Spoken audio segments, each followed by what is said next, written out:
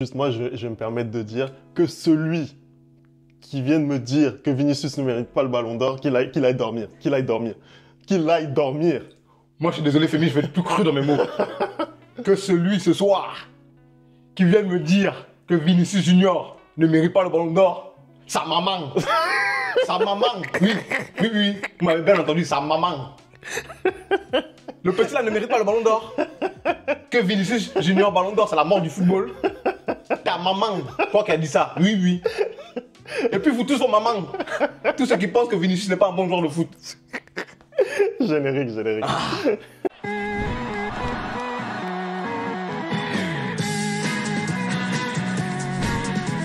Je suis obligé, je suis désolé. Ouais. Soirée incroyable encore au Bernabéu. On espère que vous allez bien les replayers parce que vraiment, ça, c'est la Ligue des Champions. Ça, c'est la Ligue des Champions qu'on aime voir. C'était en plus la dernière finale, le remake de la dernière finale de la Ligue des Champions. Et encore une fois, c'est quasiment le même scénario, à la différence qu'il y a eu des buts. Et là, beaucoup de buts. Bah écoute Femi, hein, là tu demandes aux téléspectateurs s'ils vont bien, hein, tu demandes aux replayers s'ils vont bien, moi je vais pas bien. Moi je suis cardiaque. Moi je suis cardiaque quand je regarde cette équipe. Oui, non, le Real me donne trop d'émotions. Le Real Madrid me donne trop d'émotions. Vrai même. Le tiki-taka où on gagne 5 € là, ça m'intéresse pas. Non, parce que je viens tous les soirs, je m'assois, je me dis que j'en ai marre comment le Real joue. Ça m'intéresse pas. Moi, c'est ça que je veux vivre. Il y a 2-0 à la mi-temps, j'étais en train de pleurer. J'étais assis par terre. Vrai. J'ai un canapé, hein, mais j'étais assis par terre. J'étais en train de pleurer. J'ai dit, mais comment Ancelotti peut me faire ça? Ça me dit, mais Mbappé, tu me fais ça pourquoi? Je t'ai fait quoi? Non, c'est vrai qu'il y a énormément de choses à dire sur ce match. Déjà, si on revient un petit peu, Anderson, sur la compo. La compo, c'est du classique. Il y a eu Tchouaméni qui n'a pas commencé la rencontre. Il a eu un petit pépin à l'entraînement la veille. Sinon, est-ce que tu étais en phase avec la compo? On rappelle que c'est Modric hein, qui est rentré dans le 11. Pas du tout, j'étais pas du tout en phase avec cette composition-là parce que Femi, depuis le début de la saison, c'est ce que Ancelotti a essayé, à savoir le 4-3-3. On a dit sur ce chaîne que ça ne fonctionnait pas, que ça ne marchait pas. Et depuis quelque temps, il était revenu au 4-4-2. Il y a une légère amélioration, en tout cas dans le fait que l'équipe est beaucoup plus compacte et beaucoup plus solide, même si elle encaisse toujours. Et là, ce soir, revenir comme ça au 4-3-3 parce que Tchouaméni est blessé, je suis désolé, tu peux faire du poste pour poste, à savoir, tu mets Camavinga hein, et tu mets Modric. Et à défaut, si tu veux pas mettre Modric, tu mets Arda Güler et plus tard, à 60e minute, tu sors Arda Güler et tu mets Modric. Là, venir comme ça en 4-3-3 avec un milieu Valverde, Bellingham et Modric, j'ai vu la compo, je me suis dit, on va se faire ouvrir. Et je me suis dit, au milieu de terrain, ça va y aller. Et c'est ce qui s'est passé en première mi-temps. Il n'y avait pas d'impact du tout de la part des Madrilènes. Et je suis désolé, c'est totalement logique que Dortmund mène 2-0. Et encore, si Dortmund ne mène pas 4-0, c'est parce que dans les cages, on a un excellent gardien. Il est extraordinaire. On a un excellent gardien parce que encore ce soir, je pense qu'on oublie, on voit le 5-2, mais en vrai de vrai, au moment où il y avait 2 partout, il a failli avoir un but et qu'il arrête justement et on passe de 3-2 peut-être pour Dortmund à 3-2 pour le Real Madrid avec ce but de Lucas Vazquez. Mais le Real s'est totalement trompé en première mi-temps. En fait, j'aime ce club autant que je le déteste. Non, c'est la vérité. Le Real et moi, c'est une relation toxique. Hein? Toi, tu es au Cameroun, ta copine elle est au Canada. Tu vois, non? Vous avez une relation à distance. C'est compliqué. Tu regardes ce Snapchat, tu la vois un peu avec un autre gars, t'es stressé, tu vois, tu comprends pas ce qui se passe, t'es énervé. Bah, c'est ça, c'est la même relation que j'ai avec le Real, tu vois. Une relation toxique. Parce que là, ce soir, en première mi-temps, on a vu tout ce que le Real peut faire de pire dans un match. Et en deuxième mi-temps, on a vu tout ce que le Real peut faire de mieux dans un match. Voilà. Donc, comment on peut tout le temps être sur les nerfs avec ce club-là? Je ne comprends pas. Non, Bon, après, voilà, le Borussia Dortmund, c'est une bonne équipe. En championnat, peut-être démarrage un petit peu compliqué pour eux cette saison. Et franchement, ils ont fait une bonne première période aussi. Voilà, il y a un adversaire en face. Autant tu t'attends à ce que le Real Madrid, par exemple, roule à Bernabéu sur un adversaire comme Stuttgart. Ça n'a pas du tout été le cas. Tu t'attends à ce que le Real Madrid domine aussi son sujet face à une équipe comme Lille. Ça n'a pas non plus été le cas. Là, face à Dortmund, tu as quand même un peu plus de répondants. Tu vois, non, oui, après, je m'attends à ce que le Real comment dire, domine Dortmund ce soir au Santiago Bernabéu à cause de ce qui s'est passé dans leur dernier match. Parce que déjà, tu sors d'une défaite contre Lille, donc du coup, tu es obligé de te... En fait, non seulement tu sors d'une défaite contre Lille, mais il n'y a pas eu la manière, en fait. Donc, tu es obligé ce soir de te racheter un peu, tu vois. Parce que l'image que tu as laissée lors de ta dernière sortie en Ligue des Champions, elle était piteuse, elle était calamiteuse. Donc, ce soir, tu as l'obligation de faire mieux. Ça n'a pas été le cas en première mi-temps, tu vois. Et moi, ce qui m'a dérangé encore une fois de plus avec cette équipe-là, c'est un manque d'engagement. Et en fait, en première mi-temps, tu te retrouves avec une équipe qui défend à 9. Parce que ni Mbappé, ni Vinicius ne défend. Pardon, Vinicius, de temps à autre, quand le ballon est quand même à côté de lui, il fait l'effort. Mais il fait un tout petit effort et après il arrête vite. Mais Mbappé, il défend pas. Vinicius ne défend pas. Donc du coup, tu défends à 9. Donc c'est très très compliqué. Tu vois Modric qui a 39 ans et je ne sais pas combien de jours, qui est obligé de faire des courses extraordinaires. Et tu vois même à un moment Vinicius qui lance un très très bon ballon pour Bellingham et il met une toute petite tête. Pourquoi? Parce qu'il fait des efforts incommensurables. Et finalement, quand il arrive devant les cages où il doit être juste, hein, comme il a été l'année dernière à maintes et maintes reprises, ben il n'arrive pas. Il n'arrive pas parce que aujourd'hui, en première mi-temps, le milieu de terrain, il n'est pas bon et la défense, elle est catastrophique. Militao, depuis qu'il s'est blessé, hein, je ne sais pas s'il a oublié de jouer au football, mais c'est pas possible. Je ne sais pas s'il ne sait plus jouer au football, mais c'est pas possible de faire ça.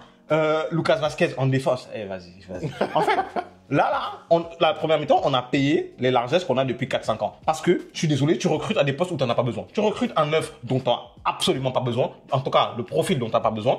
Tu recrutes pas en défense centrale alors que tu as Alaba qui est blessé, je ne sais pas depuis combien d'années, ça va bientôt faire 2 ans qu'il est blessé. Tu recrutes pas de défenseur droit parce que tu mises sur Carvajal qui est fatigué, ça y est, parce que normalement tu dois prévoir un peu, non, tu dois prévoir un peu l'après Carvajal. Non, mais regarde la saison qui nous mais a d'accord, prévu. tu dois prévoir l'après Carvajal, c'est-à-dire que tu dois avoir quelqu'un sur le banc qui, en cas où Carvajal se blesse, assure. Et c'est pas Lucas Vazquez, je suis totalement désolé, hein, parce que Lucas Vazquez, il met un très beau but là pour le 3-2, mais justement parce qu'il est à son poste, en tant qu'avant.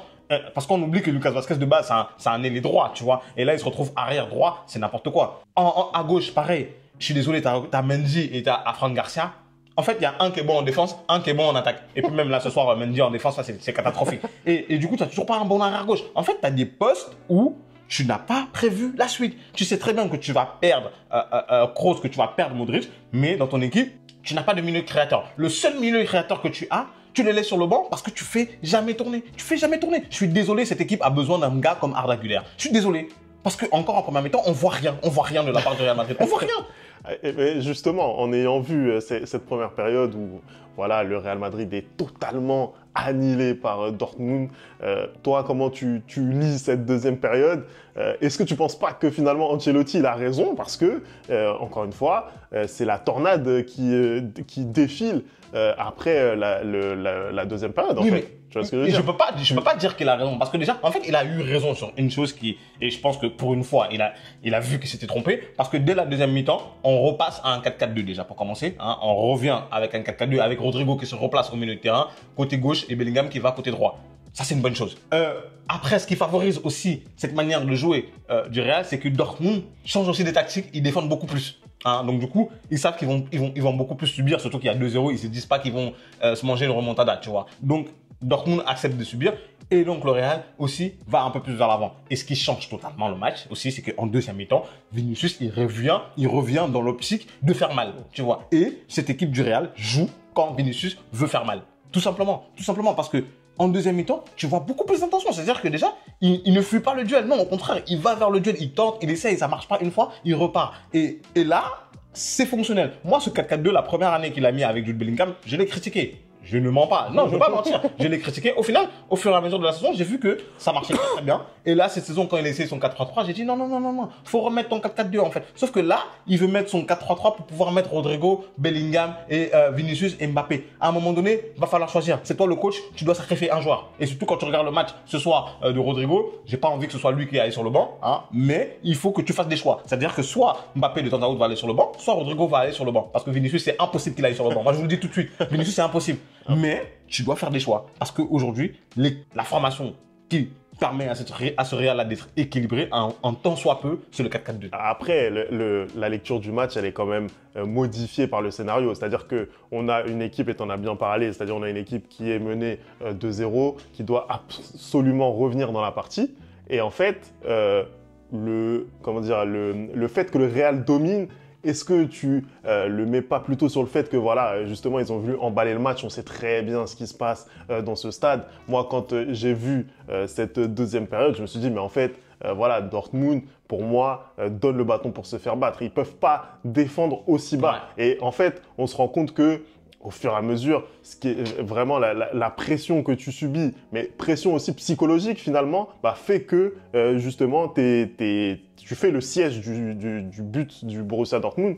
Et pour moi, j'ai vraiment été déçu par la deuxième période du Borussia Dortmund dans l'approche, parce que en première période, c'était beaucoup mieux, c'est-à-dire que voilà, on arrivait à tenir les ballons très très haut. J'ai aimé la prestation notamment d'un Serhou Guirassy, il n'a pas marqué ce soir, mais on voit la différence. La passe décisive qu'il fait sur le premier but extraordinaire. En fait, on voit la différence entre un vrai neuf, c'est-à-dire le profil dont a besoin le Real Madrid, et peut-être un Kylian qui est dans un registre différent. Mais effectivement, je pense qu'un Serhou Guirassy, par exemple, il ferait énormément de bien à cette équipe du Real. Mais en tout cas, ce que je veux dire, c'est que moi, je ne sais pas si on peut parler vraiment tactique pour justifier la deuxième période du Real. Il y avait tellement rien en première mi-temps que, en fait, tu te dis, voilà, c'est juste la volonté, l'impact. Mais c'est toujours ça, Rémi. En fait, même en deuxième mi-temps, il n'y a pas de tactique. Mais c'est ce que je dis. Mais c'est ce que je l'ai dit la dernière fois qu'on est venu ce soir. C'est qu'il n'y a pas de tactique dans cette équipe-là.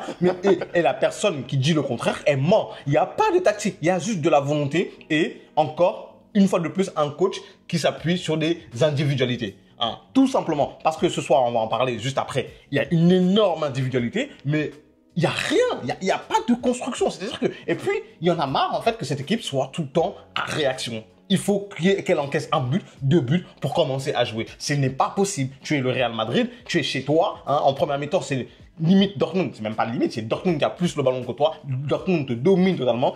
Il faut que tu reviennes à 2-0 de la mi-temps pour te dire que là, on doit jouer, tu vois. Et là, quand tu commences à jouer, quand tu commences à appuyer, bah, tu marques logiquement. Hein. D'ailleurs, sur ce très très beau centre de la part de Kylian, Rudiger trouve l'ouverture. À partir du moment où le Real met ce but-là, à ce moment du match-là, moi, je me dis, ouais, le Real va réussir à aller chercher le match nul. En vrai, de vrai, je me dis pas qu'ils vont aller chercher la victoire. Mais en fait, très rapidement, il y a le 2-2, hein, avec encore une fois de plus, du coup, Kylian qui est bien passé en position de numéro 9, parce que pour le coup, c'est là qu'on lui demande d'être. Hein. Et le ballon arrive dans les pieds de Vinicius qui, le but grand ouvert, il finit. Et on a Lucas Vazquez que j'arrêtais pas de critiquer dans ce match-là. Et d'ailleurs, à juste titre, parce que je suis désolé, sa prestation défensive, elle est cataclysmique. Et j'ai même pas les mots pour exprimer ce qu'il a fait. Mais quand il est en attaque, quand il est dans son poste, hein, tu vois très bien que au lieu de centrer, il allume le gardien et de très belle manière. Et on finit par le chef-d'œuvre. Voilà. On finit par, comment dire, j'ai envie de dire la cerise sur le gâteau.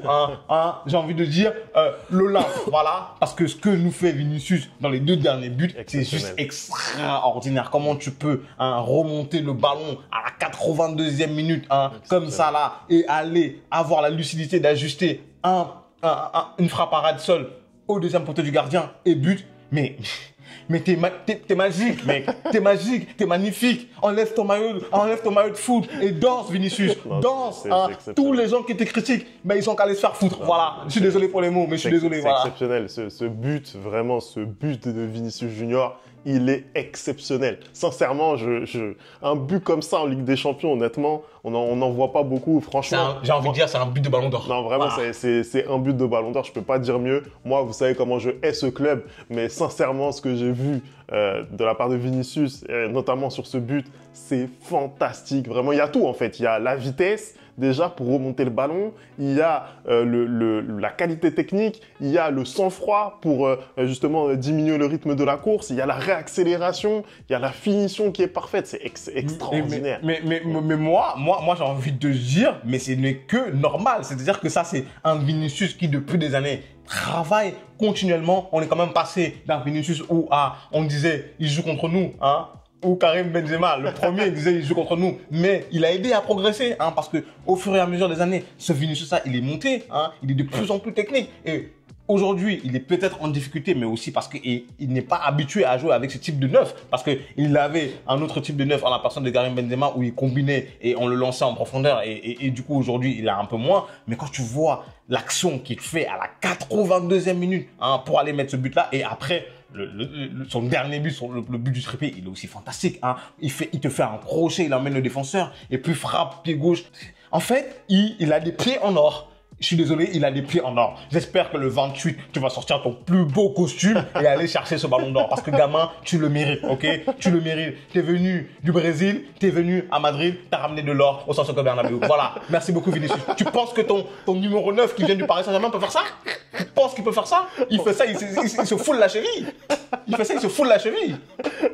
On va terminer là-dessus, juste à la différence que c'est ton numéro 9, pas le mien. Mais en tout cas, on va terminer C'est sûr que ton là-dessus. numéro 9, attends, il joue pas les matchs. Allez, merci d'avoir regardé cette vidéo. On n'oublie pas. Merci, comme Vinicius. d'habitude, arrobase le replay foot. Vous me dites ce que vous avez Je pensé t'aime. de la Je presse t'aime, Vini. madrilène ce soir. Et nous, on se retrouve très très vite pour une nouvelle vidéo. Ciao.